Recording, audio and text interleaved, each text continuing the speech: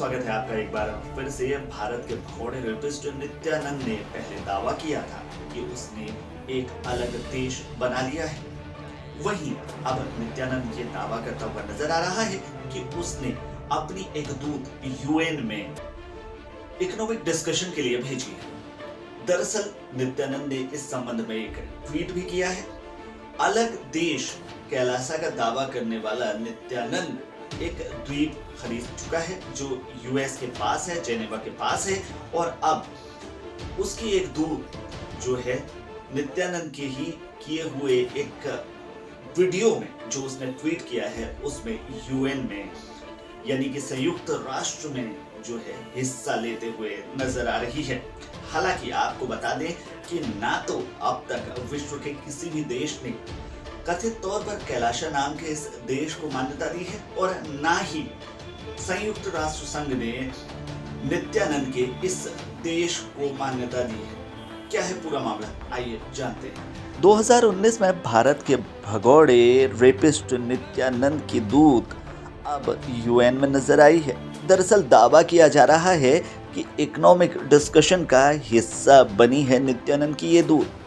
दरअसल यूएस के नजदीक आयरलैंड भी खरीद चुका है ये क्रिमिनल। जेनेवा में यूएन की बैठक में भारत के भगोड़े स्वामी नित्यानंद के कथित देश कैलासा की प्रतिनिधि भी नजर आई है।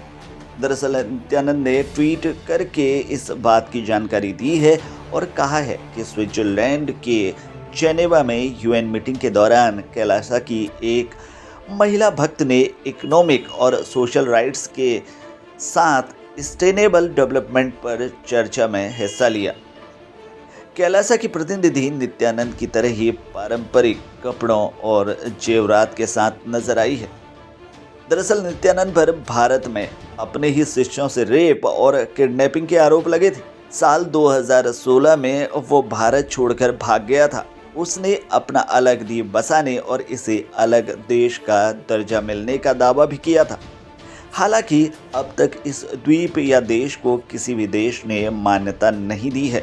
वहीं एक प्रमुख अखबार में छपी खबर के हवाले से कहा जा रहा है कि जेनेवा में मीटिंग से पहले भी यूएन कैलासा के प्रतिनिधियों की कुछ रिपोर्ट्स को पब्लिश कर चुका है। इसमें हिंदुओं के साथ ही कैलासा के धर्मगुरु नित्यानंद पर हुए अत्याचारों का जिक्र किया गया था।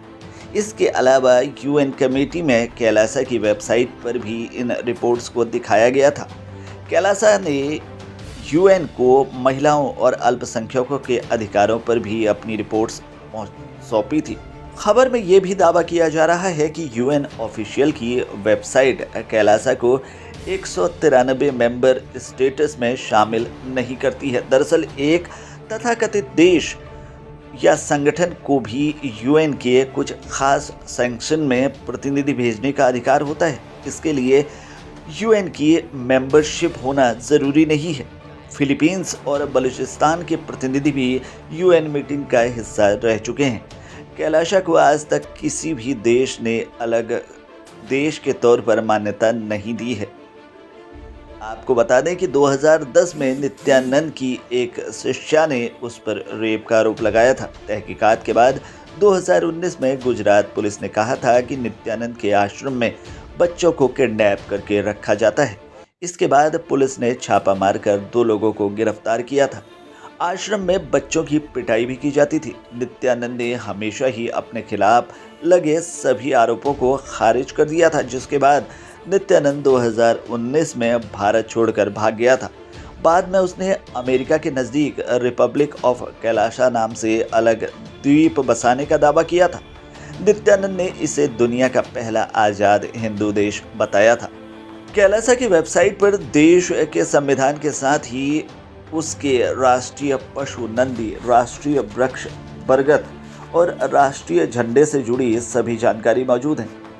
वेबसाइट पर अब तक हिंदुओं पर जितने भी अत्याचार हुए हैं उन्हें प्रलय का नाम दिया गया है। साथ ही कैलासा को पुरानी हिंदू सभ्यता को वापस लाने वाला देश कहा गया है, जिसे दुनिया भर के विस्थापित हिंदुओं को मिलाकर बसाया गया है। फिलहाल के लिए इस रिपोर्ट में इतना ही। बाकी खबरों के लिए भी बने रहिए हमारे साथ, क्योंकि खबरों का सिलसिला हमारे साथ चलता रहता है।